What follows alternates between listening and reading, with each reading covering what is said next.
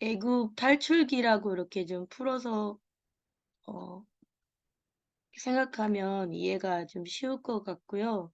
저는 이 출애굽기 5장에서 8장을 묵상하면서 우리가 성경을 주 우리 하나님을 알아야 하는데 그것이 바로 성경이구나라는 묵상을 주로 많이 한 것 같습니다. 그래서 어, 우리가 성경을 공부하는 이유가 바로 이 주 우리 하나님을 알아야 한다는 주제로 모아지는 것 같아요. 어, 저는 잘 몰랐는데 이번 주가 성서주일이었다고 하시더라고요. 주일날 교회를 갔더니 목사님께서 말씀해 주셨어요. 그래서 하나님께서 이렇게 성서주일날 출애굽기를 묵상하게 하셨구나라는 은혜가 있었습니다. 어, 이 하나님을 우리 하나님이 누군지 아는 것은 정말 우리에게 큰 축복이 됩니다. 그것은 우리가 현재 누리고 있고 또 앞으로도 자손 대대로 누려가야 할 축복이라고 생각을 하였습니다.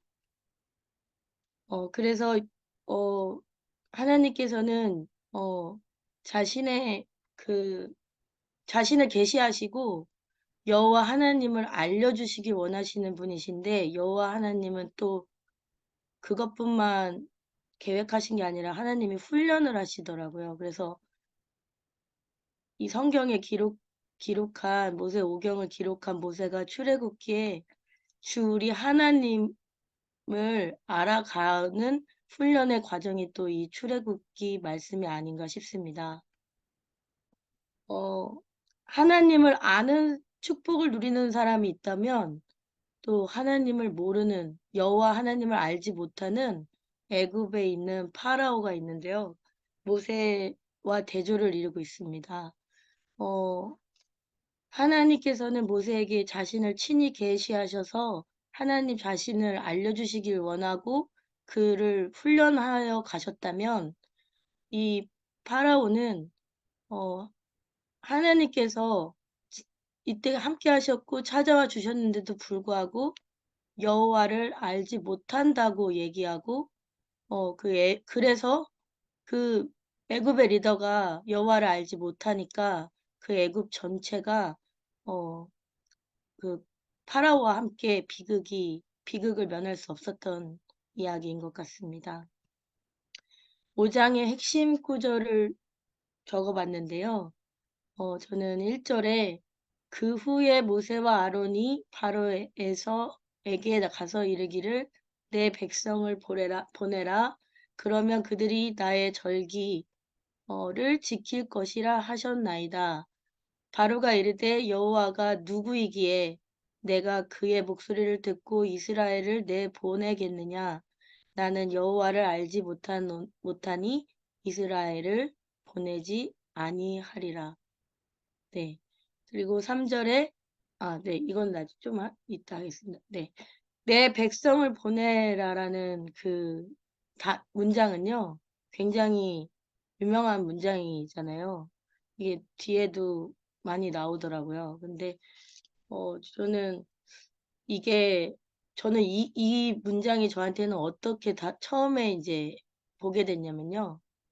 이렇게 출애굽기를 깊이 묵상하지 하나하나씩 보지 않았을 때는 수련의 주제 말씀으로 많이 써요. 근데 어떤 수련의 주제로 많이 쓰냐면 그 탈북민들이 여름에 수련회를 하고 이러면은 주제 말씀이 Let my people go 해가지고 그 이제 북한 정권의 그런 것을 애굽에 이제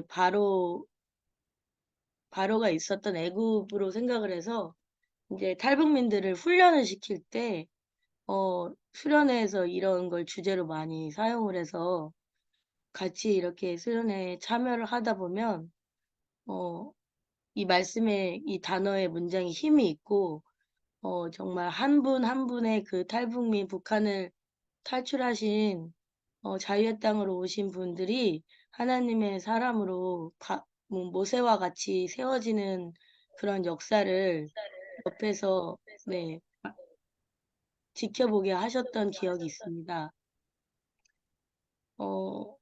당연히 여호와가 누구인지 모르니까 바로는 내가 그의 목소리를 듣고 이스라엘을 내보내겠냐 하면서 나는 여호와를 알지 못하니 이스라엘을 보내지 아니하리라라는 당연한 반응을 하고 있습니다. 5장 3절에 보시면 히브리인의 하나님이라는 거는 히브리인은 물 건너 건너왔다는 뜻인데 이 히브리인들이 스스로 자기 자신을 정의하는 거예요. 근데 저는 이게 바로가 얘기한 건지 알았어요. 바로의 궁정이나 뭐 바로의 애굽 사람들이. 근데 그게 아니라 히브리인들이 자기한테 히브리인의 하나님이라고 이렇게 얘기하는데 그 정말 너무 잘못된 이게 히브리인은 노예잖아요. 그러니까 자기가 노예의 하나님이라고 이렇게 얘기하면서 우리 자신을 어, 어떻게 정의하느냐가 매우 중요하다는 것을 여기 이 구절을 묵상하면서 제가 마음에 와닿더라고요. 그래서 이제 모세가 아론이랑 같이 가서 3절에 보시면 그들이 이르되 히브리인의 하나님 우리에게 나타나셨은즉 우리가 광야로 사흘 길 중 가서 우리 하나님 여호와께 제사를 드리려 하오니 가도록 허락하소서. 여호와께서 전염병이나 칼로 우리를 치실까 두려워하나이다.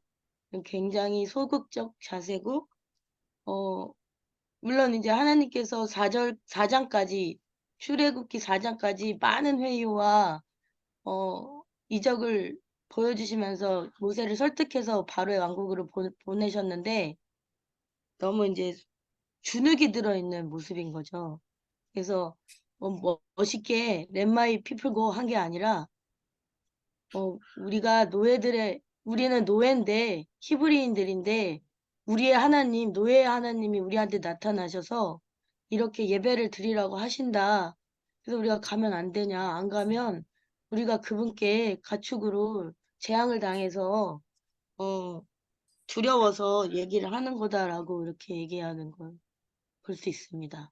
물론 지금 이제 처음 이제 찾아와서 이렇게 소극적이게 얘기하는 것 같아요. 근데 이제 8절 하반절에 보면은 우리가 가서 우리 하나님께 제사를 드리자. 그러니까 분명히 선을 긋는 거죠.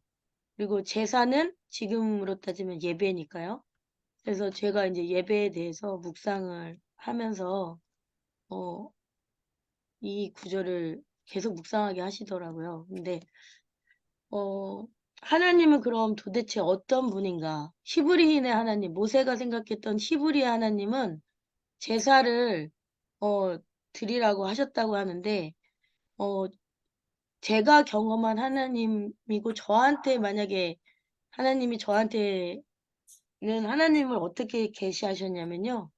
주님은 우리의 예배를 받길 원하시는 분이다라고 알려주셨던 것 같아요. 왜냐면 저는 이제 지난번에도 간증을 했지만 원래는 주일 성수를 하면은 꿈을 이루지 못할 거라고 생각하고 제일 먼저 예배를 떠났던 청년이었거든요. 근데 하나님께서 그 예배를 저를 통해서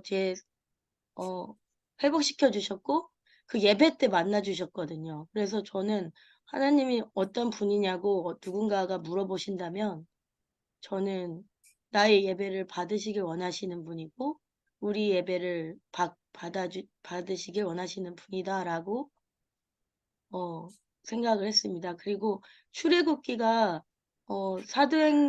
누가복음과 사도행전처럼 창세기랑 출애굽기에 약간 좀 개연성이 굉장히 많은 것 같아요. 그런데 하나님의 뜻대로 예배를 했다. 그러니까 이게 보면은 창세기에 가인과 아벨의 얘기가 나오는데 그 부분도 굉장히 되게 묵상을 오랫동안 해서 얻은 결론은 우리가 예배를 하지만 누구의 뜻대로 예배를 해야 되는가? 그러니까 그 예배케 하게 하시는 분이 누구시며 누구를 예배하는 건가가 굉장히 중요한 거더라고요. 그래서 우리의 정체성, 바른 정체성은 하나님을 예배하는 자. 근데 어떻게 하냐고 물으신다면 하나님의 뜻대로 예배하는 예배자라고 하나님께서 가르쳐 주시는 이 출애굽기 말씀 통해서 말씀하고 계시는 부분이 아닌가라고 묵상을 하였습니다. 출애굽기 5장은 정리를 좀 해본다면은 5장에서 1절, 5장 1절에서 3절은 모세와 아론을 방문하죠. 모세와 아론이 파라오를 방문하는데 파라오가 거절을 합니다. 그리고 5장 4절에서 18절은 그 파라오가 하나님을 모르니까 내가 그 히브리인들 보내지 않겠다라고 거절했는데 이제 거기서 이제 뭐라 그래야 되나 이게 싸움이 이제 영이 부딪힌 거죠. 그래서 이제 모세와 아론은 보내달라 하였는데 이제 거기서 이제 파라오의 심기가 건드려져서 계속 노역과 억압이 가중돼서 역효과가 나요. 그래가지고 이제 이스라엘 백성도 마음이 너무 몸도 힘들고 마음도 힘들고 백성의 리더는 우리를 여기서 나가자고 하시고 가자고 찾아갔는데 이제 히브리인들을 벽돌을 막 지푸라기를 넣어서 이제는 구워라 하면서 벽돌 개수를 막 올리는 거예요. 그러니까 이 노역과 억압이 가중이 되면서 백성이 원망을 하였고 5장 19절에서 23절까지는 이제 모세도 이제 그 마음이 전이가 되는 거죠. 그래서 원망과 불평을 했는데 어떤 원망과 불평을 하게 되냐면 하나님이 순종을 하라고 해서 갔지 않아 내가 간 거 아닙니까? 근데 이 도대체 어떻게 된 겁니까? 라고 불평합니다. 근데 저는 이 부분을 묵상하면서 요나가 생각났던 것 같아요. 그래서 순종의 훈련을 하나님은 그래도 계속 하고 계시다. 그리고 하나님과 파라오가 대조되는데 하나님이 어떤 분이신가를 아직을 적극적으로 나서지 않고 계세요. 근데 하나님은 모세의 순종을 통해서 애굽에 이제 소개되었고 이제 하나님과 파라오가 모세가 하나님의 대리인으로서 파라오를 찾아갔는데 이제 거절당했고 하나님이 어떤 분인지 묵상하는 과정에서 저는 하나님은 모든 정의를 새롭게 내려주시는 분이구나라는 걸 제가 깨달을 수 있었습니다. 5장 15절에 보시면 이스라엘 기록원들이 바로에게 이렇게 말해요. 어찌하여 당신의 종들을 이같이 하시나이까?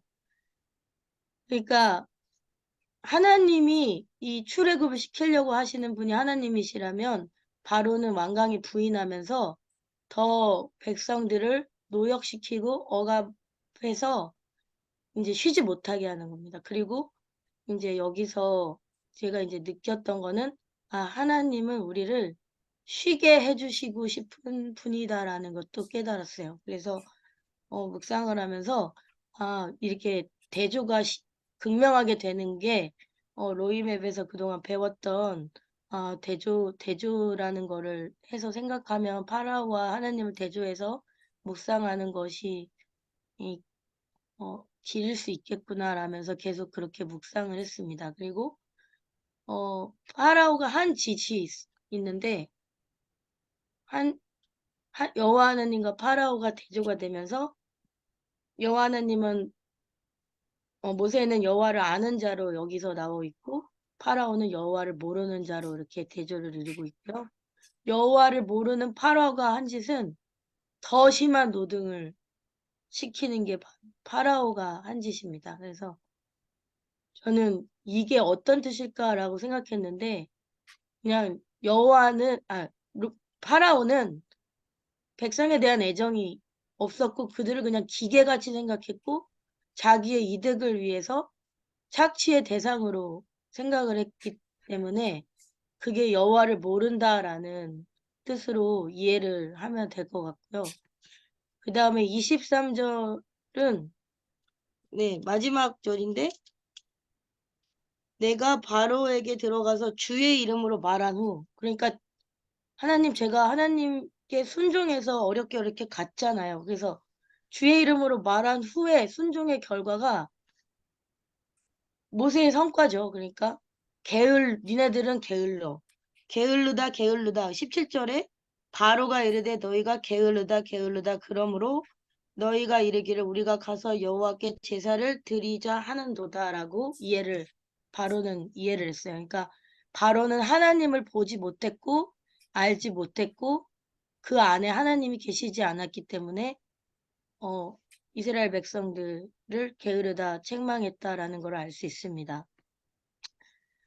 모세는 하나님의 말씀을 따랐는데 고난은 더 심해졌어요. 근데 이것은 하나님의 다 알고 계셨고 하나님이 5장까지는 아직 나서지 않으셨어요. 근데 이게 모세가 원망을 하면서 이제 마지막 절이 끝나면서 6장으로 이어지는데 6장에서는 이제 하나님께서 이제 내가 바로에게 하는 일을 내가 볼 거야 라고 이렇게 얘기하시는데 저는 그 부분이 굉장히 우리 하나님은 멋있는 분이시구나 라는 생각이 들었습니다. 왜냐면 이 부분에서 하나님의 굉장한 그런 능력과 자신감 같은 게 느껴지더라고요. 그래서 이거 다 하나님이 알고 계셨구나 이렇게 될 줄. 그래서 모세는 실망하고 낙심하는 마음이 있었지만 하나님께서는 이제 네가 내가 바로하게 하는 일을 보게 될 거야 라고 말씀하시는 것을 제가 묵상할 수 있었습니다. 그리고 6장으로 넘어가서 핵심 구절은 어, 여호와께서 모세에게 이르시되 이제 내가 바로에게 하는 일을 내가 보리라. 그리고 강한 손으로 말미암아 바로가 그들을 보내리라. 강한 손으로 말미암아 그의 땅에서 그들을 쫓아내리라.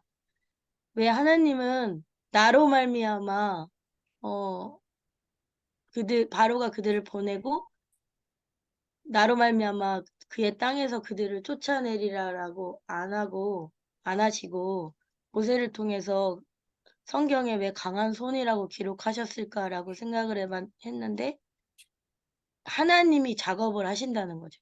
그러니까 손이라는 거, 하나님의 손가락 이런 것들이 다 하나님이 직접 행하시는 일을 나타내기 위한 성경 기록으로 이해를 한다면 이제 내가 바로를 손 봐줄 거야 라고 하시는 것 같았어요. 그래서 하나님이 모세에게 말씀하여 이르시되 하나님의 정체성이죠.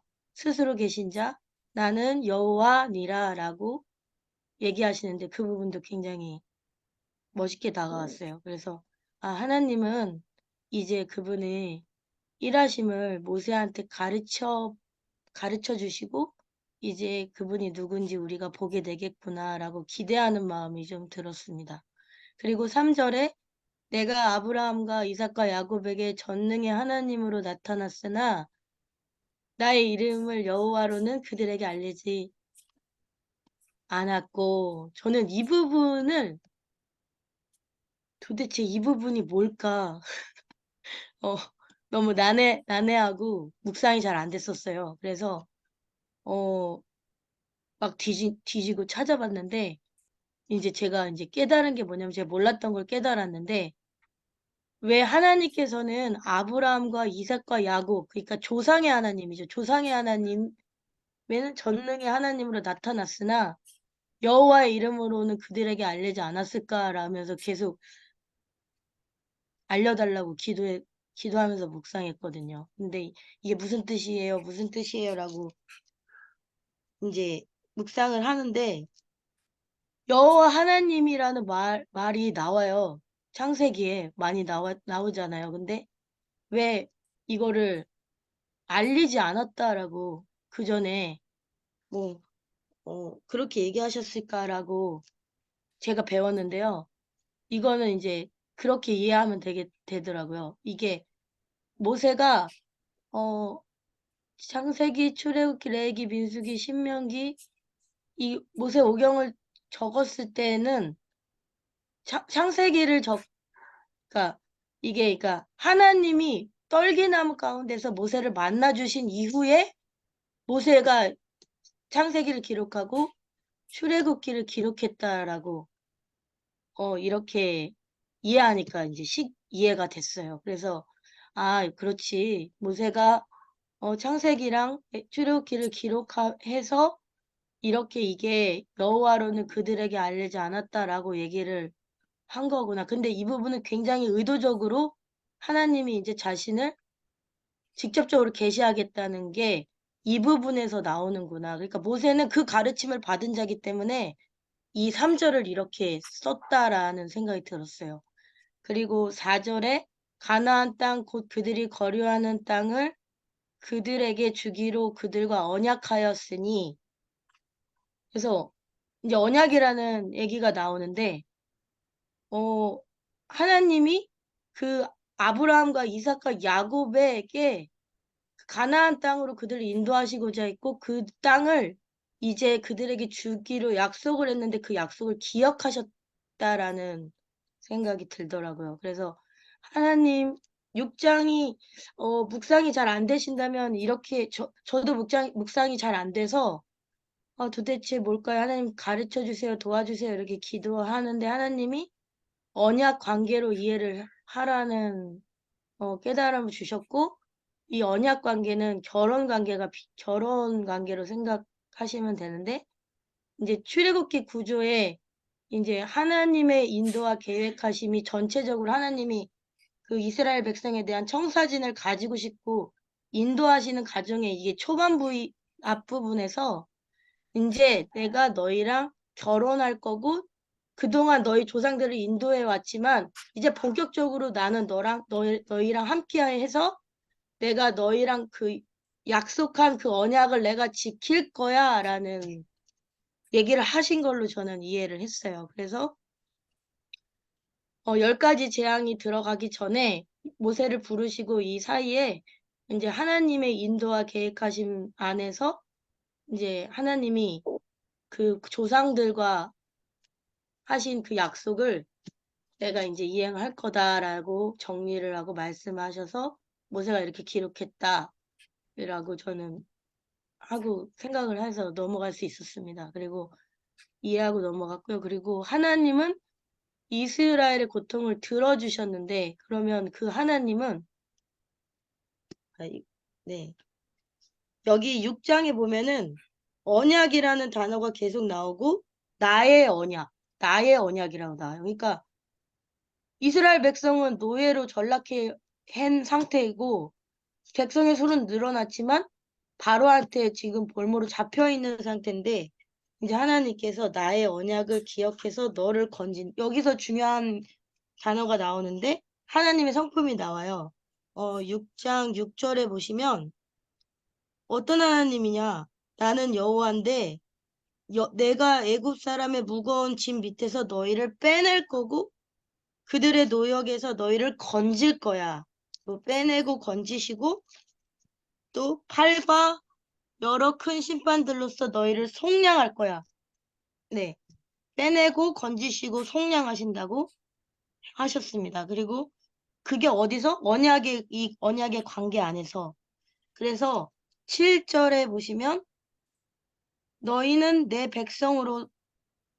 내가 너희를 내 백성으로 삼을 거고 나는 너희의 하나님이 되리니 나는 애굽 사람의 무거운 짐 밑에서 너희를 빼낸 너희의 하나님 여호와인 줄 너희가 알리라.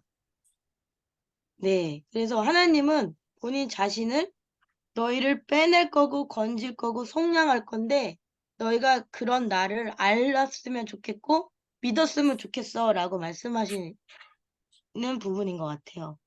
그래서 근데 이제 백성의 상태가 건강하지 않은 거죠. 그래서 이제 백성은 하나님이 이스라엘 고통, 하나님의 입장에서는 이 구원의 그런 시간표가 계속 정주행하고 있다면 이스라엘 백성이 따라올 수 있는 컨디션이 아니었던 거예요. 그래서 어, 9절에 보시면 모세가 이와 같이 이스라엘 자손에게 전하나 그들이 마음의 상함과 가혹한 노역으로 말미암아 모세의 말을 듣지 아니하였다라는 말씀이 나오는데, 이제 하나님은 하나님 되시고 전능하시고 엘샤다이시니까 막 이렇게 이끌어 가셔요. 모세를 막 설득을 해서 여기까지 오셨는데, 이제 이스라엘 백성이 이제 못 가겠는 상태인 거죠. 그래서 저는 이제, 이게 정말 구원이라는 게 내가 어떠함이 아니라 하나님의 입장에서 이게 행해지신 전적인 은혜의 사건이구나. 그러니까, 어, 여기서 관전 포인트는 죄와 현실의 노예, 그러니까 노예가 된 이스라엘 백성, 그게 이제 또 나의 상황일 수도 있겠죠? 근데 그 상황에서 하나님의 전적인 은혜의 구원을 하실 거다라는 말씀으로 해석이 되어졌어요. 그래가지고, 어, 이제 예수님을 믿고 천국 가는 신앙이 있대요. 그거는 이제 그냥 하나님만 전적으로 믿고, 이제 역설적인 거예요. 하나님이 이제 전적으로, 그래, 너는 어떤 상태든 상관없어. 내가 능력이 있으니까 나를 믿으면 예수를 믿고 천국에 갈 수 있어. 라고 해서, 그거는 이제 이론적인 건 맞지만, 우리가 그렇게 만약에 신앙이 끝나버린다면, 그런 말로 전락한다는 거죠. 신데렐라 신앙이라는 걸 저는 이번에 공부하면서 제가 알았는데, 아무것도 못하는 거예요. 야, 너는 그냥 가만히 있어. 다 내가 해줄게. 이렇게 돼버리는 거예요. 그 유행가 가사처럼. 예수님이, 근데 예수님이, 여호와 하나님이 그런 분이시지가 않더라고요. 왜냐하면 이제 모세를 다루신 걸 보면은, 모세한테 이제 마지막에 모세가 계속 안 간다고 입술이 둔하다고 얘기하니까, 아론을 붙여주시고, 아론이랑 함께 가라 그러면서 막 하나님이 노를 바라시잖아요. 근데 하나님은 우리에게 이제 그냥 가만히 있고 바보같이 아기처럼 그냥 떠먹여주는 신앙으로 되는 걸 원하지 않으시고, 하나님의 정말 군사, 그러니까 이게 나중에 나오더라고요. 그러니까 하나님이 왜 이렇게 하셨는지, 군하시는 신부들이라는 말이 떠올랐는데, 어, 교회를 군하시는 신부들로 세워가시는 하나님의 큰 그림이구나. 그러니까 구원이라는 게 우리만 예수 믿고 천국 가는 것이 끝이 아니라 하나님은 우리를 모세처럼 계속 그냥 굴리시는 거죠. 가라 그러면 가고, 뭐 가서 지팡이를 던지라고 아론한테 말해. 그러면 우리는 그냥 그대로만 하면 되는 거예요. 그래서 그 모든 게 하나님과 우리와의 이렇게 뭔가 어, 해야 된다는 게 있다. 그러니까 하나님이 말씀하시면 우리는 순종해야 되면서 그 순종의 훈련을 계속 하는 것이 이 하나님이 우리를 구원하시는 그 여정의 방법이구나라는 걸 묵상할 수 있었습니다. 아까 말씀드렸듯이 우리가 구원을 받은 이유는 그냥 주님의 선물인 거예요.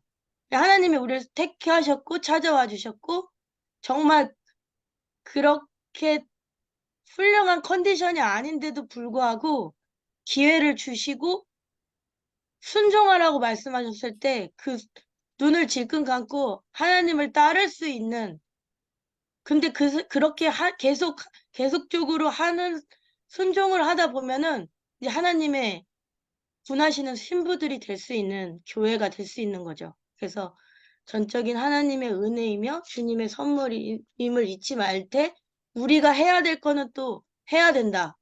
그게 항상 쉬지 말고 기도하는 것이고 주 안에서 기뻐하고 감사하는 신앙을 갖는 것이 아닌가라고 저는 결론을 한번 저는 그렇게 생각을 하고 넘어갔습니다. 그리고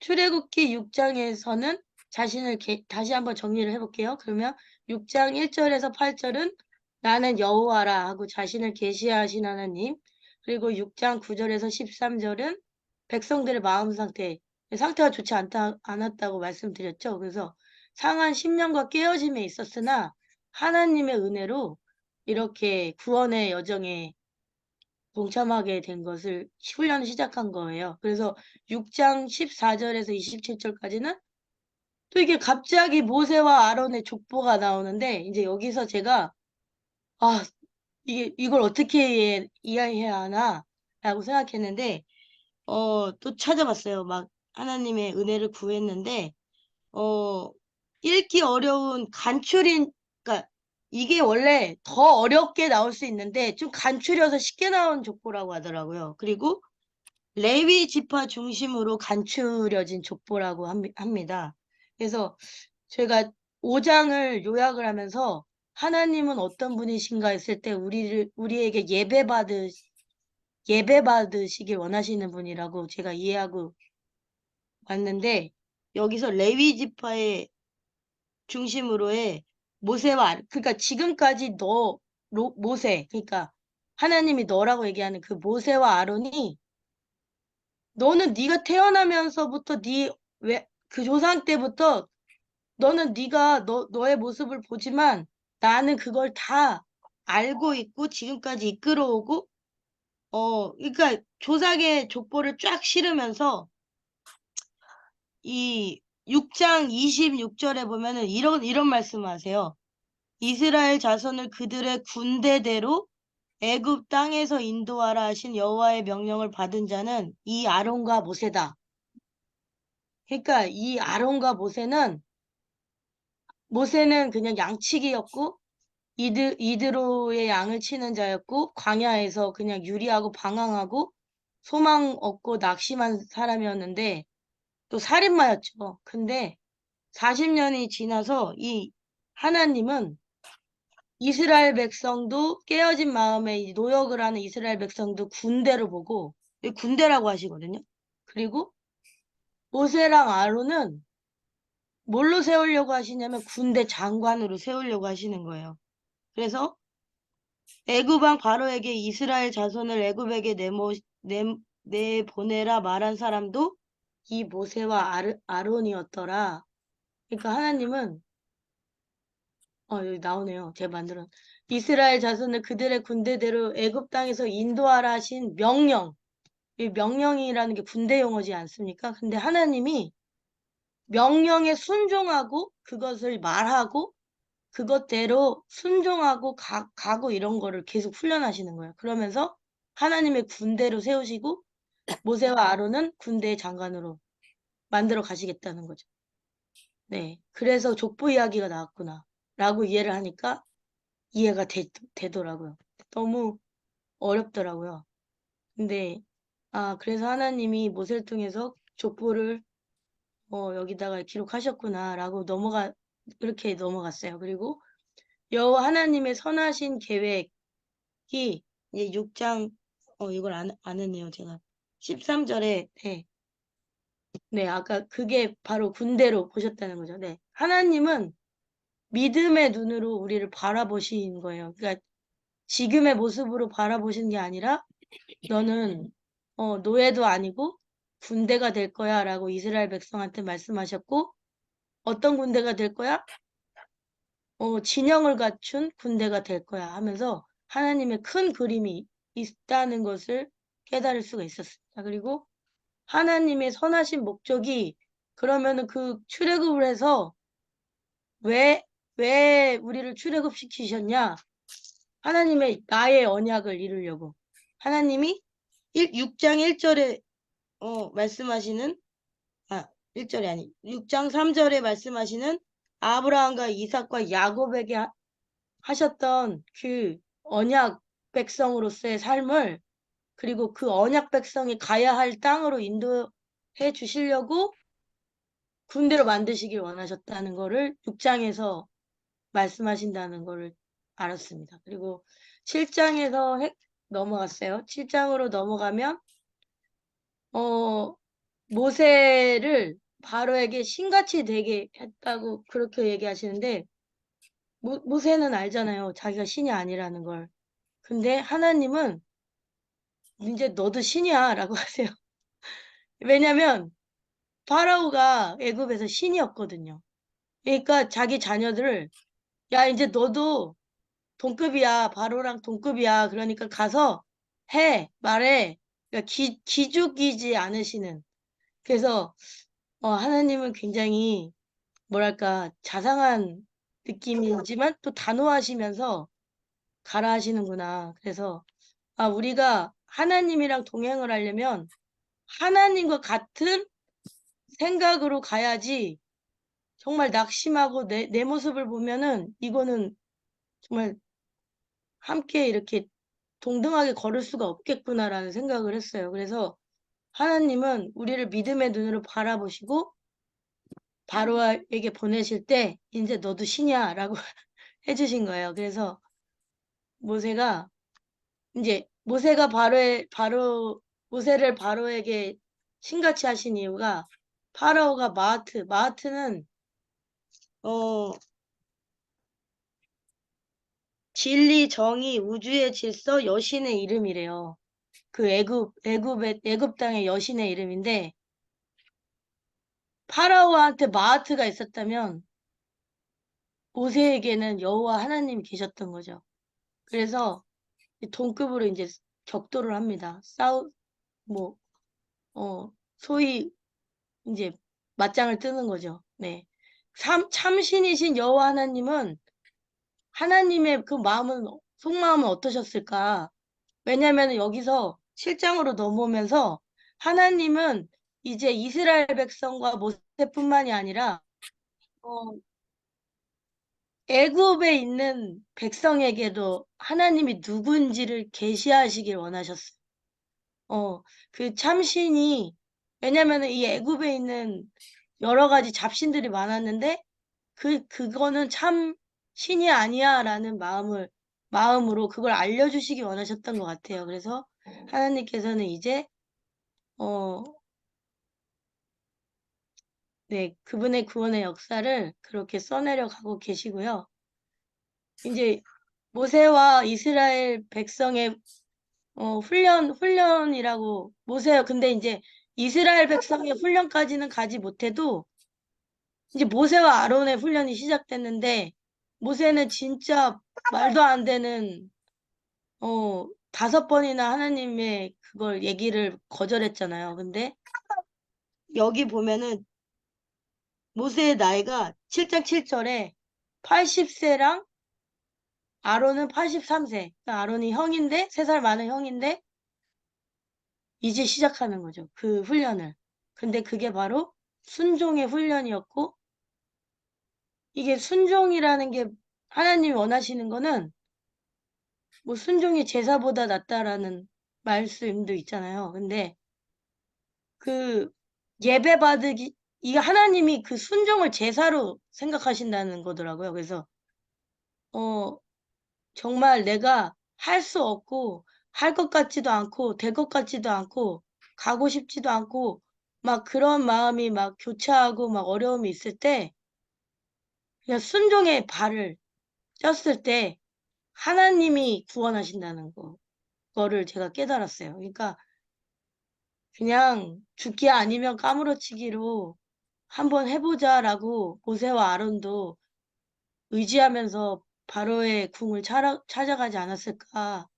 그래서 그게 가슴에 많이 와닿았었어요. 그래서 그게 저의 모습이기도 하고 모세와 아론이 훈련 받아지는 거를 하나님이 이끌어 가시는 것을 제가 알 수 있었습니다. 그리고 파라오는 끝까지 하나님의 표징과 기적이 임했잖아요. 뭐 모세는 어,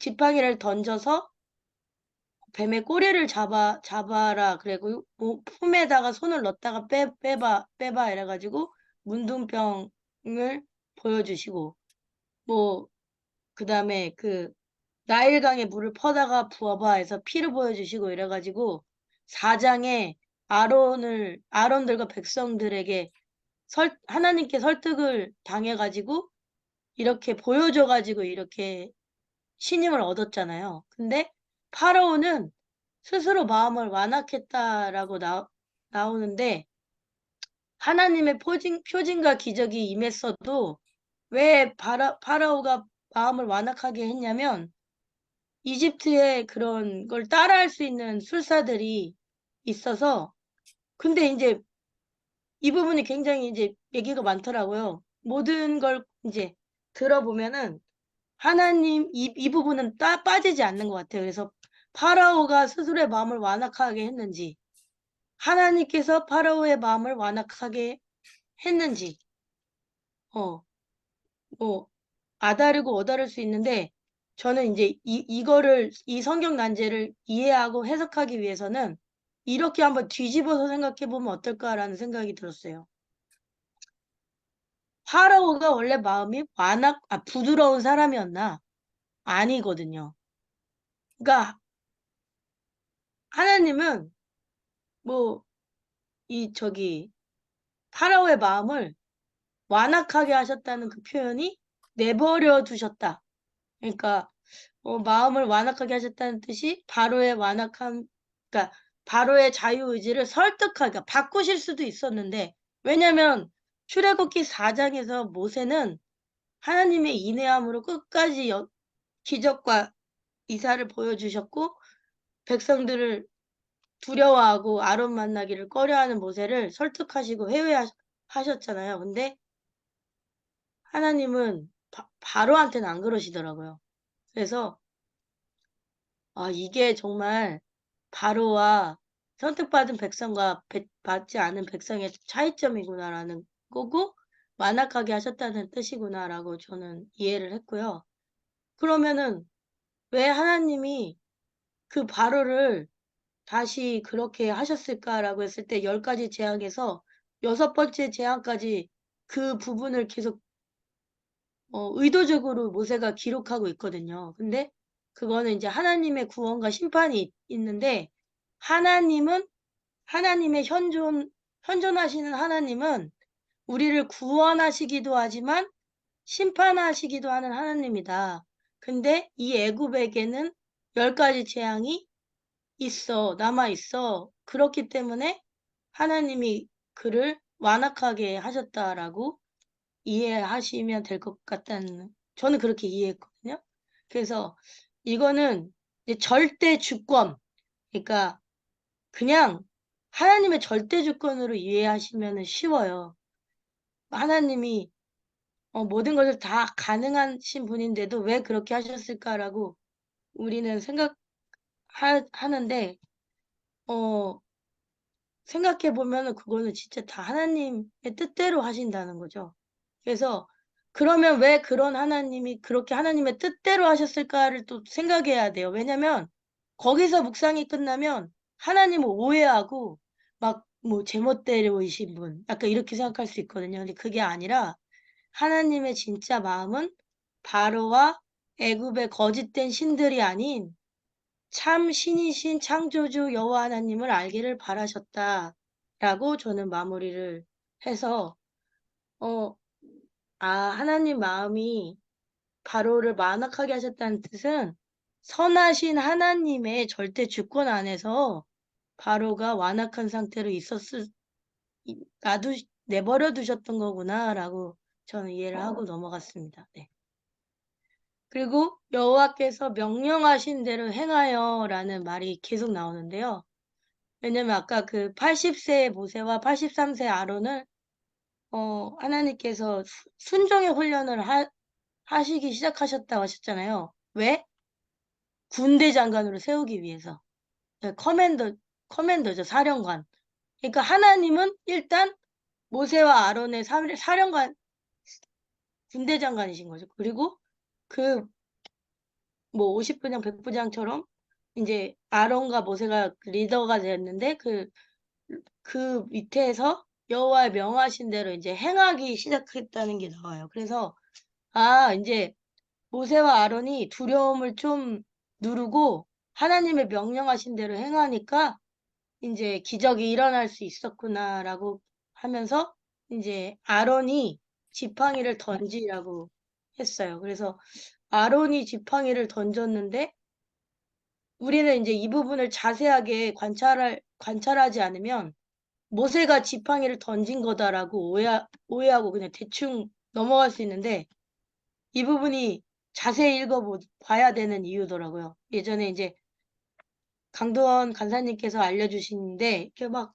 대충 관찰 지문을 안 하면 우리가 이렇게 차를 타고 가다가 뭐를 팍 밟고 지나가는데 그게 돌멩인지 아니면 뭐 사람인지 뭐 그거를 내려서 확인을 해야 된다. 이런 걸 제가 굉장히 되게 머릿속에 팍 그게 박혔는데 여기 보면은 모세가 지팡이를 던졌겠지라고 그냥 하는데 왜 아론이 지팡이를 던졌지라고 묵상을 다시 해보게 되더라고요. 그래서 하나님은 모세한테 말했고 모세는 입이 둔해서 말을 못한다고 계속 그랬으니까 아론을 붙여줬는데 아론한테 이제 모세가 얘기를 하게 하신 거예요. 그래서 아론이 지팡이를 던진 거예요. 야, 지팡이를 던지래, 너 보고. 이렇게. 그러니까 이제 아론이 그래 하고 이행을 합니다. 명령대로. 그러니까 군구더기가 없어요. 이게. 그러니까 그냥 토달지 말고 했다. 하게 하셨다라는 뜻으로 저는 이해를 했거든요. 그러니까 예. 어렵지 않더라고요, 이 부분은. 그래서 아론이 지팡이를 던졌어요. 그리고 7장 12절에 아론이 아론의 지팡이가 애굽의 지팡이를 이게 제가 잘못 못하는 것 같아요. 그들의 지팡이를 삼켰다고 나오는데 이게 뭔가 상징적인 그림이겠다. 이거를 이제 성경을 읽으면서 뱀으로 이제 애굽의 술사들이 아론이 지팡이를 던지니까 자기네들도 따라 던졌잖아요. 근데 그 지팡이가 여기서 근데 또 주목해야 될 것은 관찰 질문을 하면서 우리가 주목해야 될 게 왜 뱀이 뱀을 잡아먹었다라고 그 겉모습 표현대로 말하지 않고 지팡이가 지팡이를 삼켰다 그럴까?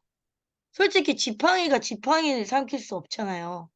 왜 지팡이의 모습을 한 뱀이었잖아요. 근데 이것도 다분히 모세가 의도적으로 출애굽기에 왜 뱀이 뱀을 삼켰다고 안 하고 지팡이가 지팡이를 삼켰다고 했을까라고 했는데 이게 연결이더라고. 그러니까 이게 원래 뱀이 지팡이였던 거잖아요. 근데 그 지팡이를 뱀을 만드신 분은 하나님이잖아요. 그러니까 이게 하나님이 시키는 대로 했는데 그들의 지팡이는 걔네들이 지팡이를 만든 거잖아요. 그러니까 하나님의 그 권능대로 시키신 그 일에 순종을 한 거가 얘네들을 요술, 마술을, 속임수를 이길 수 있다. 저는 이렇게 해석이 되더라고요. 그래서 뱀이 뱀을 삼켰다고 안 하고 지팡이가 지팡이. 그러니까 지팡이는 약간 모세의 이런 약간 지도력? 아론의 지도력 이런 걸 말하는데 그 지도력이 어디서 왔냐? 하나님한테 온 지도력이라는 거죠. 순종의 결과였다는 거죠. 그 순종의 결과는 결코 속임수가 없다. 그 애굽의 지팡이들과는 다른 지팡이다라고 말씀하시는 왜 아닌가라고 저는 해석을 했습니다. 그리고 네. 또 다른 각도에서 얘기해 본다면 그건 이제 모세와 아론의 입장에서 그렇게 이해를 저희가 했다면 또 지팡이가 그들의 지팡이를 삼킨 사건은 여호와 하나님이 천지를 창조하신 엘로힘 하나님이다라는 걸 보여주는 또 사건이라. 왜냐면은 차원이 다른 거예요. 던져서 뱀이 됐고 뱀이 지팡이가 됐지만 근본이 같이 보이는 것 같지만 이건 다른 거야 라고. 그래서 하나님이 천지를 창조하실 때 말씀으로 창조하셨잖아요. 근데 그 말씀이 누구한테 그러니까 빛이 하나님한테 순종한 거죠. 창조주 하나님한테. 그러니까 그거를 하나님이 여기서 그 메커니즘을 알려주시려고.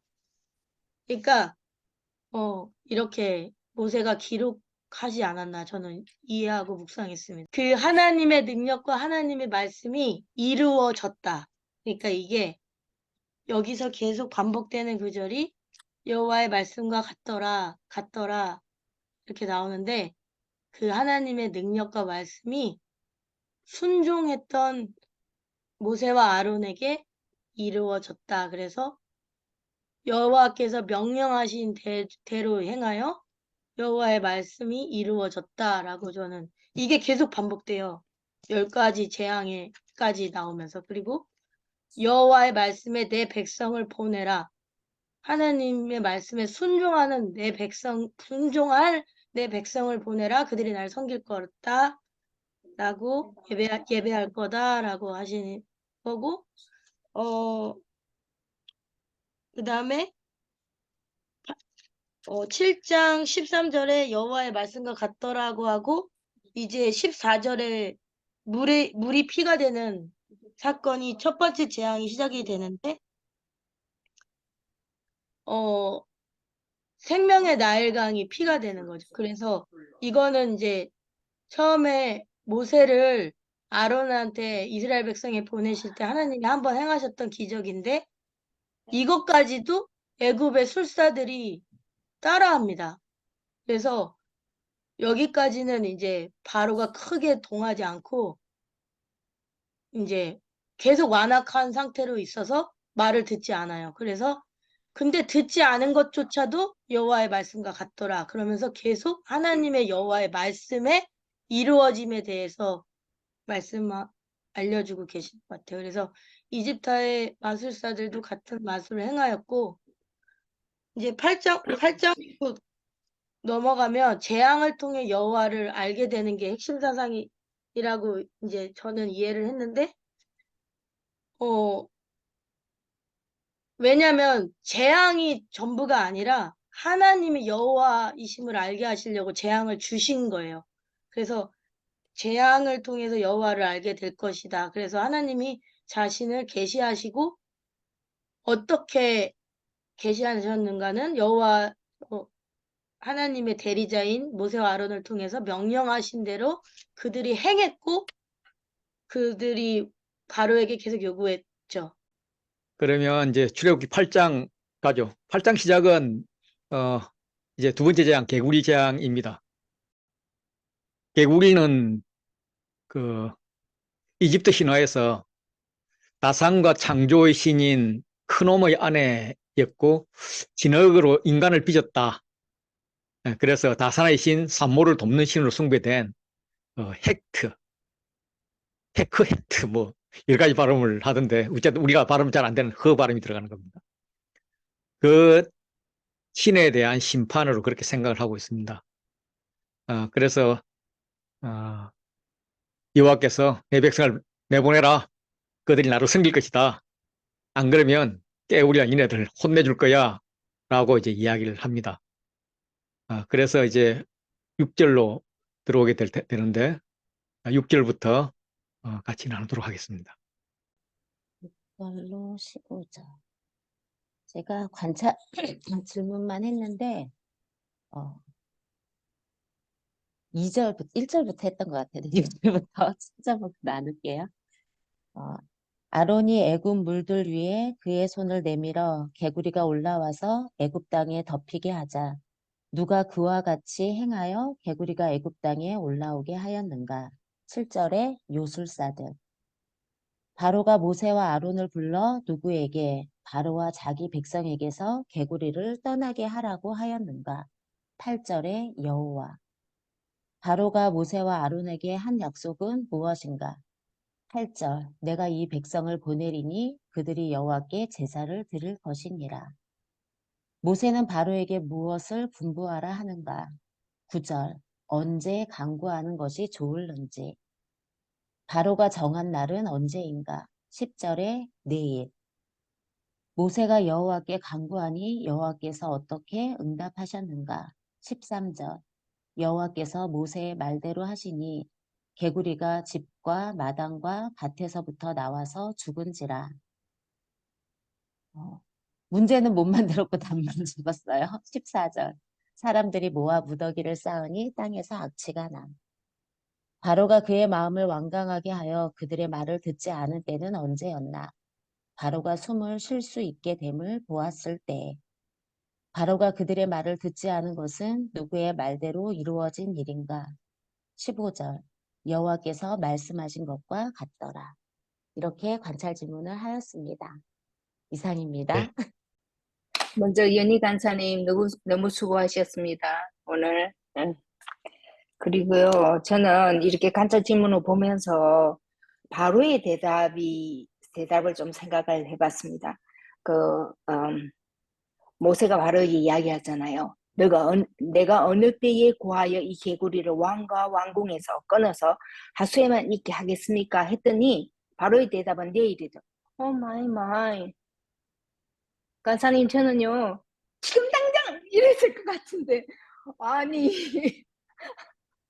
내일까지 왜 그걸 고통을 당하도록 그렇게 하고 있는지 아니, 모르겠네요. 왜냐하면 목욕 제기하고 신한테 빌 준비를 해야 되니까 내일 하는 거지. 진짜입니까, 그게? 아니요, 그냥 제 생각입니다. 와, 그래서 현자라면 당장 지금 이 시간 그 하나님이 응답해 주시는 거나 내일 응답해 주시는 거 똑같거든요. 하나님이 하시는 일은. 근데 내일이라 대답한 거에 대해서 참 괴로웠을 텐데 내일이라까지 대답을 하네. 그 생각을 한번 해보았고요. 그리고 다른 건 다 같습니다. 그래서 이만하겠습니다. 6절에서 15절까지는 이만하겠습니다. 이상입니다. 예, 제가 발표하겠습니다. 먼저 8장 6절에서 15절에 있는 말씀부터 좀 중복되긴 하지만요. 누가 애굽 물들 위에 손을 내밀었나요? 아론. 언제 개구리가 올라와서 애굽 땅에 덮였나요? 아론이 애굽 물들 위에 그의 손을 내밀 때 왜 개구리가 올라와서 애굽 땅에 덮였나요? 음, 아론이 그 애굽 물들 위에 그의 손을 내밀어서 어떻게 아론이 그의 손을 애굽 물들 위에 내밀 때 아론이 그의 손을 애굽 물들 위에 내릴 때가 어떻게 되었나요? 개구리가 올라와서 애굽 땅에 덮였다. 어, 아론이 어디에서 그의 손을 내밀었나요? 강들과 운하들과 모두 위에. 아론이 무엇을 애굽 물들 위에 내밀었습니까? 그의 손. 9절에서 10절. 누가 개구리를 왕과 왕궁에서 끊어 나일 강에만 있게 강구하였습니까? 모세. 바로는 언제 모세가 개구리를 나일 강에 있도록 강구하는 것이 좋겠다고 했습니까? 내일. 음, 왜 모세는 바로의 어, 분부대로 강구하였습니까? 어, 바로 왕에게 여호와 같은 이가 없는 줄 알게 하려고. 음, 어떻게 모세가 개구리를 왕과 왕궁에서 끌어내었습니까? 모세가 여호와께 간구하여서 어, 개구리를 왕과 왕궁에서 끊어 어디에 있게 간구하였습니까? 나일 강에만 있게. 모세는 바로와 그의 신하와 왕을 위하여 무엇을 간구하였습니까? 개구리가 어, 왕과 왕궁에서 끊어지도록. 아, 내용은 비슷한데요. 관찰 질문, 개구리 재앙이 시작될 때 아론이 손을 어디 위에 내밀었나? 애굽 물들 위에. 바로가 개구리 재앙에서 처음으로 백성들을 보내겠다고 말한다. 진심은 아니었지만 무엇이라고 하는가? 8절, 여호와께 구하여 나와 내 백성에게서 개구리를 떠나게 하라. 내가 이 백성을 보내리니 그들이 여호와께 제사를 드릴 것이니라. 9절, 10절, 모세는 바로에게 언제 개구리를 나일강에만 있게 할지를 묻는다. 왜 눈앞에서 행하지 않고 때를 물었는가? 9절 10절 왕의 말씀대로 하여 왕에게 우리 하나님 여호와와 같은 이가 없는 줄을 알게 하리니. 10절 바로는 언제 개구리를 없애라고 대답하는가? 내일. 이거는 제가 느낄 때는 바로 스스로를 통해서 하나님이 돌이킬 기회를 하루 더 주고 계신 건 아닌가 그렇게 생각했고요. 13절 하나님이 모세의 말대로 어떻게 하시는가? 개구리가 집과 마당과 밭에서부터 나와서 죽은지라. 또 15절 하나님이 말씀하신 대로 개구리가 모두 죽자 그의 마음이 완강해져서 그들의 말을 듣지 않는다. 그때는 바로가 숨을 쉴 수 있게 됨을 보았을 때. 이 중에서 묵상한 거는 모세는 개구리를 없애는 문제에 대해 바로에게 때를 묻고는 하나님께 그렇게 해달라고 기도한다. 하나님은 그의 기도에 응답하셔서 다음날 하시는데 왜 그렇게 하셨을까? 하나님이 하라는 대로 한 게 아니라 자기네들이 또 저기 바로랑 상의해서 물어봐서 또 하나님께 기도하는 방식을 취하더라고요. 그래서 제 나름대로는 모세의 의도가 우리 하나님 여호와와 같은 이가 없는 줄 알게 하기 위함이라고 말한 걸 보면 하나님의 뜻을 드러내는 일에 대해서는 하나님이 때로 관계하면서 이런 방식도 어느 정도 허용하시나 그렇게 생각했습니다. 들어주셔서 감사합니다. 서연이 사모님이 간사님이 말씀하시는 것 중에 분하시는 신부에 대한 것들이 참 마음에 와닿았고 가라면 가라가고 던지라면 던지라 그래서 하나님 말씀에 순종해야 되겠다라는 그 말씀 가운데 묵상을 좀 해보고 또 삶에 적용까지 해보면 어제 저희 교회 학생이 이제 28사단의 이병식을 데려갔거든요. 근데 그 사단장이 하는 말에 무조건 다 순종하는 것을 봤을 때에 우리는 하나님이 말씀하실 때에 왜 순종하지 못할까? 그것은 우리의 욕심이고 우리가 교만이고 또 그래서 우리가 살아야 될 것은 하나님의 선하시고 기뻐하시고 온전하신 뜻대로 살기 위해서는 더욱더 하나님의 말씀을 바로 배우고 또 그 말씀에 순종하며 살아갈 것을 다시 한번 다짐할 수 있는 좋은 시간이었습니다. 들어주셔서 감사합니다. 예, 나눠줘서 감사합니다. 이제 우리가 뭐 온 집에 뭐 방에 딱 들어오잖아요. 근데 이집트는 당시에 그 우리같이 방에서 신을 안 신었다네요. 근데 지금은 들어가니까 방에서 신 신는 것 같던데 어쨌든 신을 안 신고 실내화도 안 신었대요. 그러니까 뭐 참 많이 힘들었겠죠. 개구리가 무수히 생겼다 하는데 이게 번성했단 말이에요, 번성. 그래서 이스라엘 자손이 이제 1장 7절에 보면 생육하고 번성했다 할 때 그 번성이랑 같은 단어인 거죠. 그래 이스라엘 민족의 번성이 애굽을 두렵게 했잖아요. 물론 그건 축복이죠. 개구리의 번성은 이 집을 완전히 불편하게 하는 재앙이 된 거죠. 그래서 이 이스라엘 자손이 축복된 것을 축복으로 여기지 못하고 그걸 불편함이나 재앙으로 여겼던 그들은 개구리의 번성에 있어서 그걸 이제 재앙으로 받아들일 수밖에 없는 거죠. 그래서 이스라엘 번성에서 그들이 그 살상으로 그 애들 죽임으로써 대처하려고 그랬는데 성공하지 못했죠. 그런데 이제 개구리 번성에는 대책이 없었습니다. 그래서 이 개구리가 이제 천지를 다 덮어버린 거죠. 그러니까 동물이 사실상 이제 질서이고 사람이 주로 보면 죄가 들어온 다음에 질서를 깨뜨리는데 지금 이 동물이 질서를 깨뜨려 버려요. 그래서 이거는 역창조를 나타내는 것 같습니다. 요술사들은 아주 가관이죠. 깨구리가 올라오면은 깨구리를 내려가게 없어지게 이렇게 해야 되는 게 이제 대책인데 그들도 뭐 그냥 나도 할 수 있다 하면 된다 그러면서 지팡이로 배 만들듯이 깨구리를 땅에 올라와가지고 그냥 애굽의 재앙에 애굽의 그 월급쟁이들이 엉망으로 만들어버리는 그런 재미있는 현상이 일어나고 있습니다. 그래서 이 문제에 대해서 바로가 처음으로 여호와께 구하니 하면서 여호와를 인정하고 있습니다. 이거는 우리 애굽의 능력으로 해결할 수 있는 게 아니야. 하나님만이 할 수 있어. 그래서 이제 야 개구리 좀 떠나게 해줘. 이 백성 보내줄게. 여호와께 제사 드릴 수 있도록 해줄게. 이렇게 이제 처음으로 여호와를 인정하고 있습니다. 모세가 그게 빈말인 줄 알고 약 올리죠. 예, 언제 올려드릴까요? 언제 없어지라고 할까요? 뭐 이러잖아요. 그거는 또 뭐냐면 이게 우정이 된 게 아니고 구체적인 날짜가 있는데 너가 원하는 대로 해줄게. 그렇게 제발 하나님 좀 믿어라. 이런 거거든요.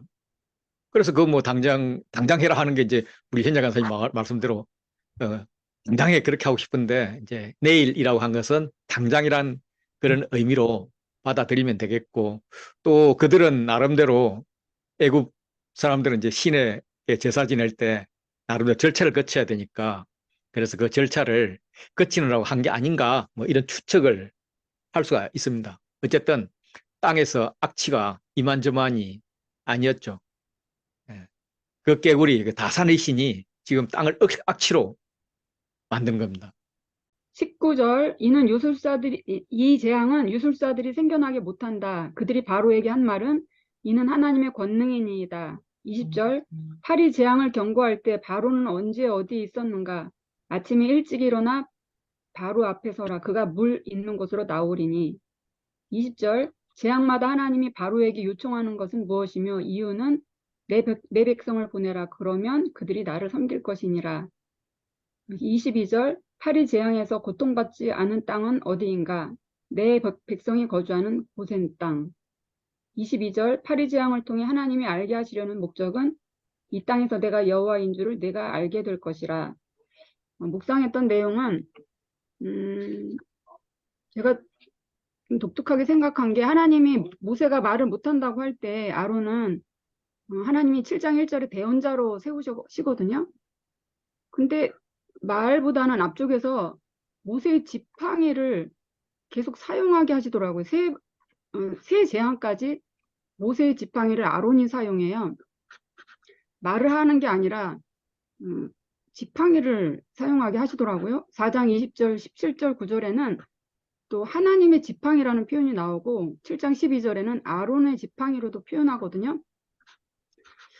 그래서 왜 모세의 지팡이를 아론이 사용하게 하셨을까? 지팡이 사용하는 건 모세가 해도 되는데 그런데 그 뒤부터는 네 번째 재앙부터는 모세가 사용해요. 그리고 아론에게 대언하는 게 없어요.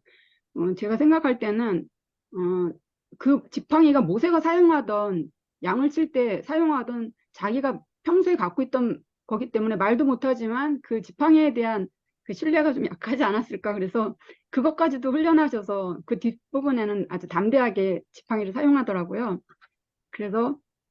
그리고 또 나중에 그 아론의 쌍난 지팡이가 그 법궤 안에 들어가잖아요. 그러면서 레위 지파를 구별하시는데 그 지팡이는 아론의 지팡이였을 것 같긴 해요. 근데 여기에 굉장히 많은 지팡이가 되게 저는 많이 묵상이 됐거든요. 그래서 평소에 특별한 게 아니라 평소에 사용하고 있던 거 거기에 하나님께서 능력을 부으셔서 그것을 사용하신다는 생각을 좀 많이 해서 너무 좀 감사했던 시간입니다. 들어주셔서 감사합니다. 바로에게 이가 사람과 가축이 생기게 하는 것은 하나님의 권능이라고 말한 사람은 누구인가? 요술사. 언제 요술사들이 바로에게 이가 가축과 사람에게 생기게 하는 것이 하나님의 권능이라고 말하였는가? 요술사가 아론이 하는 것을 따라 일을 생기게 하려 하였으나 못하였을 때 어디서 요술사들이 이가 생기게 하는 것이 하나님의 권능이라고 하였는가? 바로 앞에서 왜 요술사들이 바로에게 이가 생기게 하는 것이 하나님의 권능이라고 하였습니까? 그들이 하려 하였으나 못하여서 요술사들이 일을 생기게 하려 하였으나 하지 못하였을 때 바로에게 무엇이라 말하는가? 이것은 하나님의 권능입니다. 요술사들이 아론처럼 일을 생기게 음, 하려고 어떻게 하였습니까? 아론처럼 지팡이를 잡고 손을 들어 땅 위에 티끌을 쳐서 예.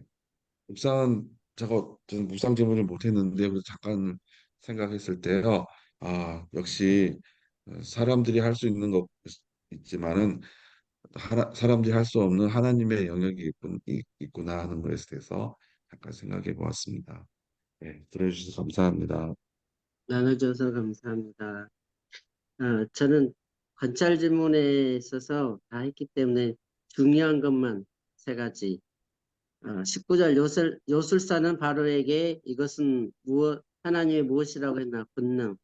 여호와께서 말씀하시기를 내 백성을 보내라. 그러면 그들이 어떻게 할 것이라고 했나? 하나님을 섬길 것.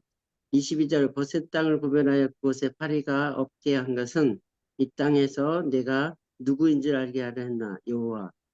그래서 묵상하면은 첫 번째는 내 백성을 보내라 했을 때에 하나님께서 우리를 내 백성, 하나님의 백성, 하나님의 자녀 라고 말씀을 해주신 것이 예, 은혜가 됐고 또 내보내는 그 이유가 있는데 그것은 하나님을 섬길 수 있도록 하기 위해서다. 그래서 우리는 하나님의 백성으로서 하나님을 온전히 섬겨야 될 사명이 있다. 그런 것들을 다시 한번 느끼게 되었고 두 번째는 어,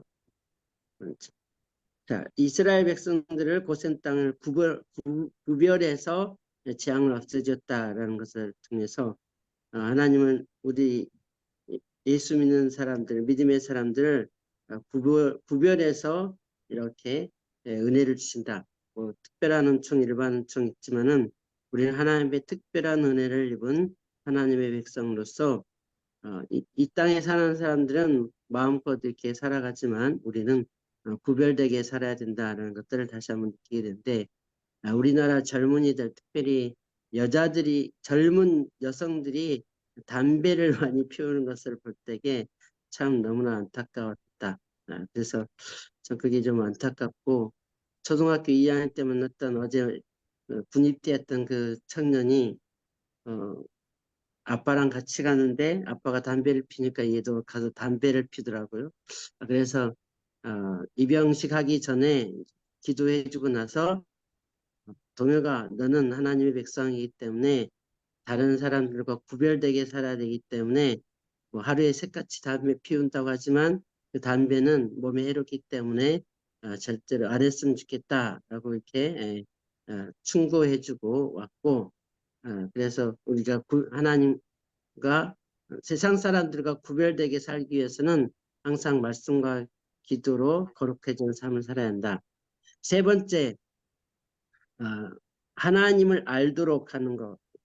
세상 사람들이 하나님을 알지 못해서 자기 제 뜻대로 살아가는 사람들이 많은데 우리는 매일같이 하나님의 말씀을 묵상해서 아까 서연이 간사님 말씀하신 대로 하나님의 음성을 들어야 된다. 그래서 하나님의 음성을 듣기 위해서는 더욱더 하나님을 알아야 되는데 하나님을 알기 위해서는 더욱더 말씀을 읽고 그 말씀을 깊이 묵상해서 하나님이 나에게 주신 음성을 듣고 그 음성에 무조건 순종하는 하나님이 우리에게 가장 좋은 것을 주시기 때문에 하나님의 명령이라면 무조건 순종할 수 있는 삶을 살아야겠다라는 것들을 느끼게 되었습니다.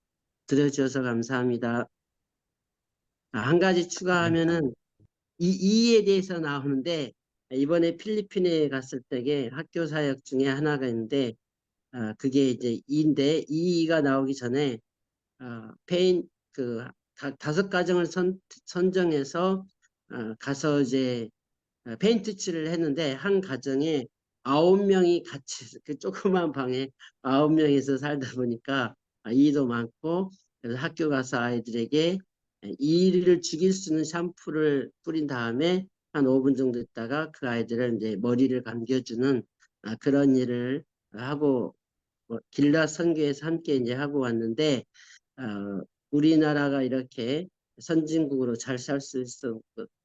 그러니까 이 하나를 보더라도 하나님이 우리나라를 얼마나 사랑하시고 선진국으로 아주 크게 쓰시기 위한 하나님의 은혜다.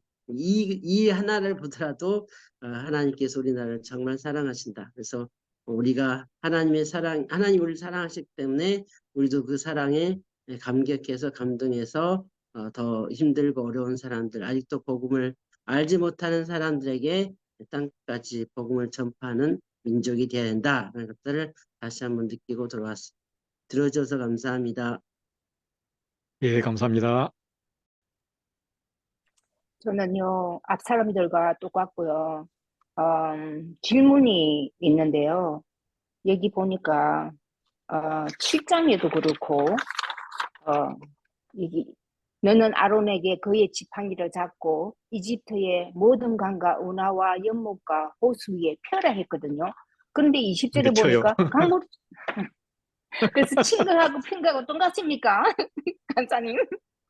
나는 이게 좀 이제 그걸 이렇게 느꼈어요. 펴라, 예배하라. 예배하는 모습이고요. 그다음 그걸 치는 거는 사탄 대적하는 모습이 아닐까. 저는 그렇게 오, 받아들였어요. 간사님 이거 너무 너무 자의적 해석이라 가지고 이런 데 해놓으면 안 되는데. 너무 해석이 기가 막힙니다. 그 생각을 해봤고요. 또 여기 보면은 1지향, 2지향, 3지향이 나오고 그 다음에 파리떼를 보내는데 이때는 22절에 보니까 그날에 내가 내 백성이 거하는 고센 땅에 구별하여 그곳에는 파리떼가 없게 하리니 그럼 그 전에 세계는 구별 안 한 겁니까? 예. 오케이. 그 생각을 해봤고요. 그리고 여기 25절에 보면 바로가 모세와 아론을 불러가지고 이야기하지 않습니까? 너희는 이 땅에서 너희 하나님께 희생을 드리라. 그러면서 점점 타협하는 모습이 나오더라고요. 그러면서 광야에서 너희 하나님 희생제물을 드릴 수 있도록 내가 너희를 보내주겠다. 그렇지만 너는 멀리 가지 마라. 나를 위해서도 기도하고 막 쭉 나오더라고. 근데 너무너무 모세가 대답을 하는데 너무 멋있는 장면이었어요. 확고한 대답을 하더라고요. 그렇게는 안 됩니다. 우리는 이집트 사람은 우리가 하나님 여호와께서 아주 싫어하기 때문에 우리 거기서 희생제물을 드리면 그 사람 돌로 칩니다. 우리는 그렇게 못합니다. 와, 이 확고한 대답이 제일 마음에 들었습니다. 이상입니다. 예, 감사합니다. 이제 그걸 이제 정치적으로 이렇게 보면 모세는 사흘 길을 나가겠다 그러거든요. 그 사흘 길이라는 것은 이제 아주 먼 길을 표시해요. 다시 말해서 우리는 독립하겠다는 말이에요. 그러니까 야, 안 돼. 내가 너희들한테 종교적 자유도 주고 그럴 거니까 이 땅에서 예배드려. 더 자유를 줄 거니까 그냥 안 된다고 이렇게 이야기하는 거죠. 야, 그러면 많이 멀리 가지 마. 조금만 멀리 나가. 이 말은 뭐냐면 야, 그럼 독립 보장할 거니까 그 이웃 나라에 가는데 대신 우리 속국이 돼. 이런 건데 그것도 안 됩니다. 우리 아주 멀리 갈 겁니다. 뭐 이런 정치적인 메시지가 아닌가 저는 그렇게 생각을 했습니다. 아마 뭐 맞을 것 같아요. 다른 책에서 발견을 못 했는데 예, 그런 건 맞을 것 같고요. 일단 우리가 읽으면서 첫 번째 재앙과 두 번째 재앙과 세 번째 재앙 요 사이클들 제가 저번에 설명드렸잖아요. 그걸 인식하면서 첫 번째는 이제 뭐 재앙 예고도 있고 아침에 물 있는 곳에서 바로 앞에 재앙을 내리잖아요. 두 번째 깨구리 재앙 같은 경우는 재앙 예고는 있는데 바로를 만나는 절차 없이 그냥 재앙이 내려지고 세 번째 지금 이 재앙은 그냥 바로 내려지지 않습니까? 이런 것을 좀 이렇게 느끼면서 읽으면 좋겠고 어쨌든 이 하나님이 모세에게 모세가 아론에게 하는 이 절차를 통해서 하나님이 어떤 왕권과 비슷한 모세에게 대사장과 비슷한 아론에게 이렇게 연결되는 이런 모습을 지금 보이고 있습니다. 이가 생기니까 애굽 요소사들이 이게 좀 또라이 같아요. 또 막 자기들 이 만든다고 난리를 피는데 이제 안 만들어지는 거죠. 그 예수님 하나님께서 야, 너 왜 네 나라를 더 망치려고 그러고 있냐? 그러면서도 녹을 나라의 녹을 먹냐? 지금 이러면서 잠잠히 하시는 것 같은 그런 아주 재미있는 그 유머죠, 유머. 이거 한번 뒤집어 보면 그래서 요술사가 바로에게 고백합니다. 이게 하나님의 권능입니다. 이제 문자적으로 하면 하나님의 손가락입니다. 하나님의 손에 의해서 된 일입니다. 하나님만이 하실 수 있습니다. 이제 여기서 나오진 않지만 그 앞에 했던 일도 사실 우리가 하는 일이 아니었습니다. 이런 것을 내포하고 있는 것 같습니다. 그래서 이가 어떤 신을 나타내는 건가 할 때 뭐 정확히 이제 다른 거는 재앙과 관련된 신들을 모시고 있는데 이집트가 섬기고 있는데 이 신은 없어요. 그래서 이제 학자들은 그들이 이제 게브르가 땅을 이렇게 만든 땅을 지배하는 신이고 누트가 이 하늘 신이라고 이렇게 생각하고 이런 그림들이 종종 나오거든요. 그래서 이 땅 티끌 이가 관련돼서 게브 신이 아닌가 이렇게 생각을 합니다. 어쨌든 그 다른 재앙에서는 재앙을 멈추었다 하는 말이 이제 계속 나와요. 이제 첫 번째 재앙도 피재앙을 멈췄다는 말은 하지 않지만은 나이강을 치신 후 7일이 지났다. 그리고 이제 다음 이제 재앙을 이렇게 이야기하는 걸로 봐서는 재앙이 멈춰지거든요. 깨구리도 또 이제 집마당에서 나가게 했다 뭐 이런 것들이 있는데 이 재앙은 멈췄다는 말이 없어요. 그래서 학자들은 일부 학자들은 야, 그 재앙은 그럼 이 재앙은 계속되는 거네. 지금도 계속되는 거 아니냐? 뭐 이렇게도 이야기를 하고 있습니다.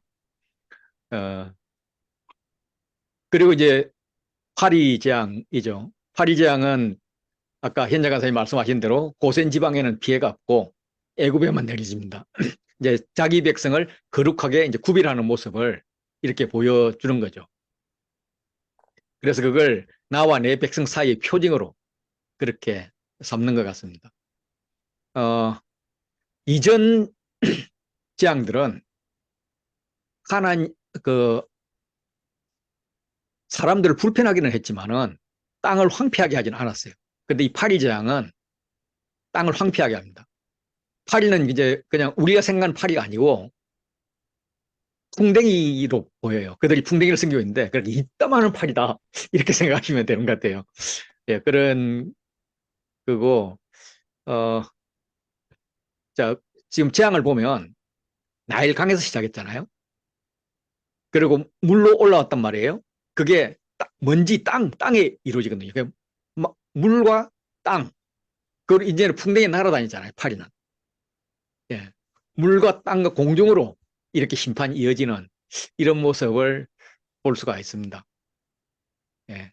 어쨌든 자치권에 대해서 계속 아까 제가 대충 설명드렸던 그런 싸움을 하죠. 그런 싸움을 하는데 바로가 마지막으로 너무 멀리 가지 마라. 예. 독립권 다 인정해 줄게.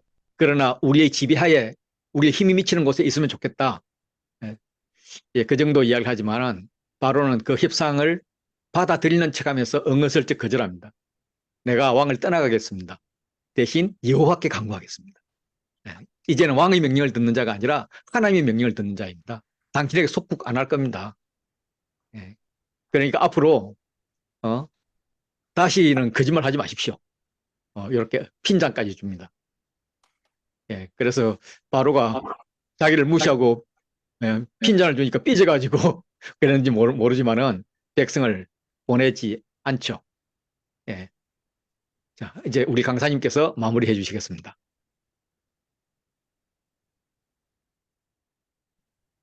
저는요, 이 재앙에서 어떤 걸 묵상하게 하셨냐면요. 그게 일을 그냥 만드실 수도 있잖아요. 무에서. 근데 지팡이로 아론한테 태어나게 해서 티끌을 칠하라고 하셨을까? 왜? 그거를 묵상했어요. 그래서 제가 얻은 해답은 확실한 건 아니지만 하나님은 예수님이 하나님 나라를 얘기하실 때 겨자씨만한 믿음을 비유하시잖아요.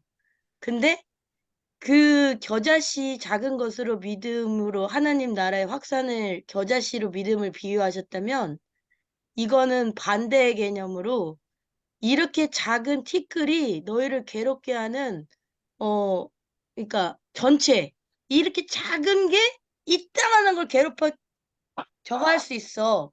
그러니까 지근철 목사님 그거 요만한 다윗이 이따만한 골리앗 그거 하시잖아요. 그거 체조. 그런 느낌으로 요만한 니네들이 그럼 말 나온 김에 우습게 아예 서현희 강사님께서 다윗 체조 한번 하시죠, 우리 같이.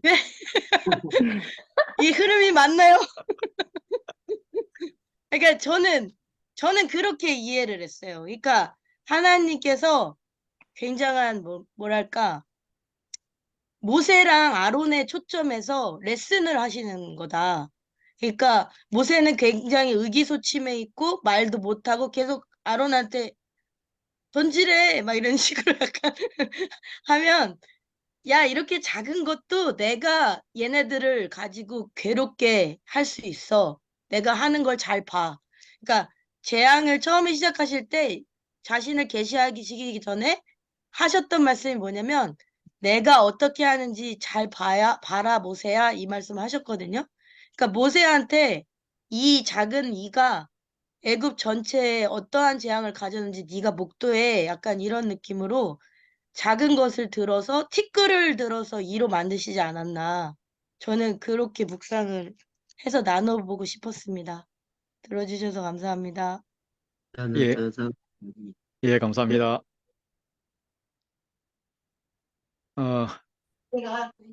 어, 우리 아까 말 나온 김에 그 뭐야 다윗 체조 한번 하고 끝내죠. 지 목사님, 목사님이 시범 보이실래요? 서jen이 간사님한테 시범 목사님 보이래. 오리지널. 목사님, 그 저요. 오리지널이 사이비가 짝퉁보다 잘 못해. 저 등이 너무 아파요. 목사님 도와주세요. 예, 그럼 우리 간사님, 목사님이 잠을부터. 오리지널을 한번 보도록 하겠습니다. 네. 간사님, 그 우리 질문 하나 남아 있잖아요. 하나님께 왕강이 버틸 때가 있으냐고. 예, 예, 음, 예, 네네. 알고 있습니다. 그 시간이 좀 네네. 안 돼서 그 네네네. 꼭 할 사람만 하고 박덕기 목사님 아까 묵상하던 거 그것만 하고 마치려고요. 네네네. 다 안 돌아가고. 황교사님 네. 말씀하세요. 저요? 네. 나눠주세요. 오, 그 하나님께 완강하게 버틸 때가 있으는데 한 1분만 나눌게요. 네. 그렇죠. 하나님께 반항하지는 않은 것 같고요. 하나님이 말씀하실 때 저는 강하게 서 있는 거는 맞는 것 같아요. 왜냐하면 제가 그냥 프랙티컬하게 이야기를 하면요. 이제 제가 차를 사잖아요. 그 중고 차를 사게 되면 이제 저는 모든 걸 조사를 하고 사거든요. 이 kbb.com 중고 가격, 차 종류를 다 입력하면은 중고 가격이 다 떠요. 딜리에서는 얼마에 파고 이걸 다 뜨는데 이제 텍사스에서 제가 차를 살 그게 있었거든요. 근데 저는 기도하고 그 정보를 보고 이제 가격까지 가서 사는데 텍사스에 그 딜러에 갔더니 그 가격에는 안 된다는 거예요. 그래서 네, 하나님아 내가 기도하고 이렇게 받은 그 숫자가 있는데 안 된다고 하니까 그래요? 그러면은 이만큼을 더 내라 하는데 나하고 그쪽에 차이는 이만큼이 났어요. 근데 그러면 이제 내 게 아닌가 보다. 그러면서 이제 다시 와서 그 가격은 안 된대. 랜디 갑시다. 이러면서 차 안에서 또 기다리는데 이제 그 사람이 다시 온 거예요. 그 세일즈맨이 와서 딱딱딱 두드리는 거예요. 그러면서 나보고 나오라고 그러더라고요. 그래서 500불만 더 내고 안 가겠느냐 그러더라고요. 아니요. 저는 당신이 예수님 믿는 사람인지 모르지만 저는 믿고 기도하기로는 그 가격이면 내 차고 거기에서 200불, 300불만 넘어도 내 차가 아닙니다. 그래서 갑니다. 이랬더니 줄게 온나 이러면서 그 가격이 주는 거예요. 그래서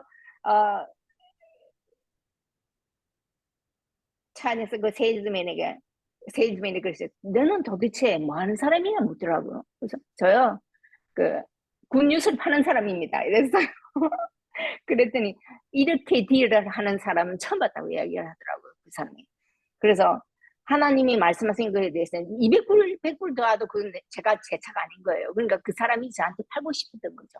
그래서 내가 기도하고 받았던 그 숫자대로 이제 사게 된 거죠. 그래서 이거는 하나님께 완강하게 버틴 게는 저는 그런 자신이 없거든요. 하나님 앞에 던질 자신은 없거든요. 하나님이 말씀하시는 거는 제가 강하게 버틸 수가 있습니다. 들어주셔서 감사합니다.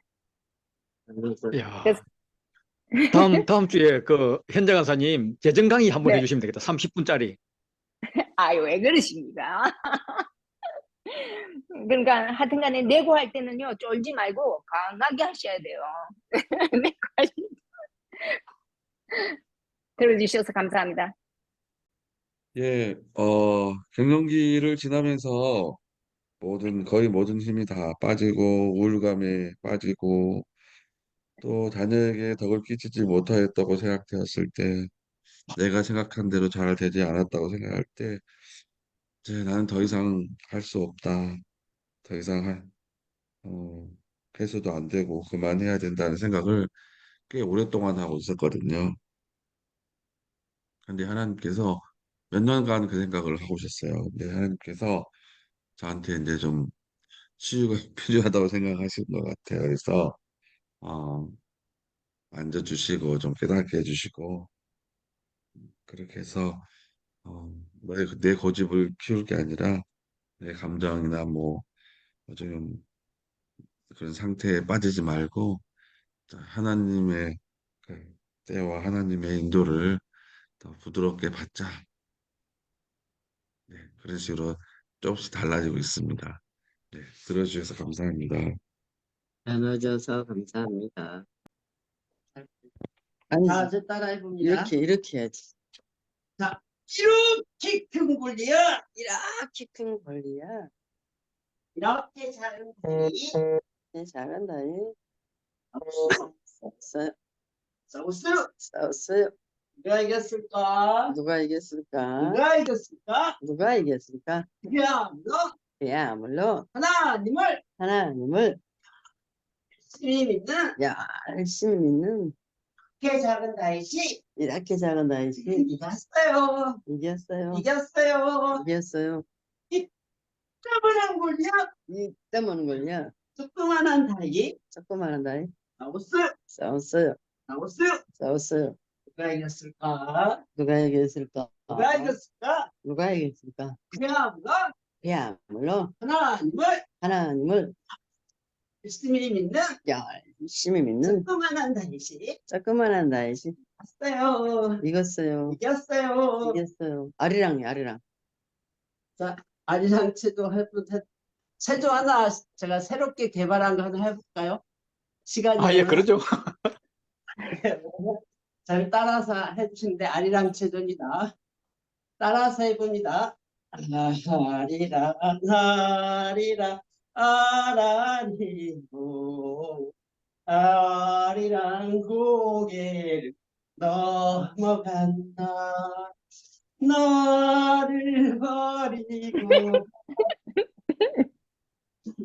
아니, 목사님, 조금씩 잘라서 합시다. 간다. 아리랑 아리랑 아니, 조금씩 잘라서 하자니까. 부분 동작으로 해야지. 이거 뭐 어떻게 따라해요?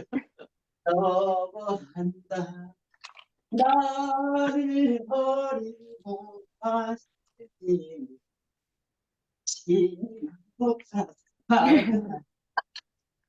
자, 이게 처음에 이제 기지개 펴고 고개 돌리고 손동작하고 허리 돌리고 무릎 돌리고 고개 숙였다가 뒤로 젖히고 옆으로 노젓는 거 하고 그다음 발광을 하는 발병 난다. 이렇게 해서 머리에서 발끝까지 체조가 아리랑 체조인데 다시 이것을 이제 예수님이 좋은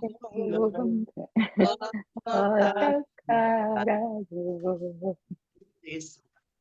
자, 그렇게 뭐 부분에서 이제 기지개 펴고 한 번만 하고 이제 설명하고 마치는데 기지개 펴고 고개 돌리고 손동작하고 춤추고 그다음에 허리 돌리고 그다음에 무릎 돌리고 그다음에 한 번에서 뒤로 몰라. 이렇게 하고 자주 해야지. 노젓는 거 하고 그다음에 온몸 발광 난다. 자 이렇게 해서 8가지를 하면 이제 아리랑 체조에 맞춰도 되고 그다음에 예수님 좋은 걸로 이렇게 바꿔서 되고 예수님 좋은 걸 해봐요. 예수님 좋은 거. 시간이 이렇게 해보시 시간이 없죠. 이렇게 하시면 예수님, 목사님 동영상 만들어서 올려주세요. 그리고 저 사모님 얼굴로 한번 보여주세요. 다른 분들한테 인사해. 예, 안녕하세요. 반갑습니다. 예, 큰손 사모님입니다. 저 사모님한테 걸리면 뭐든지 많이 주십니다. 김치 두짝 줬는데요. 네. 좋은 시간 되세요.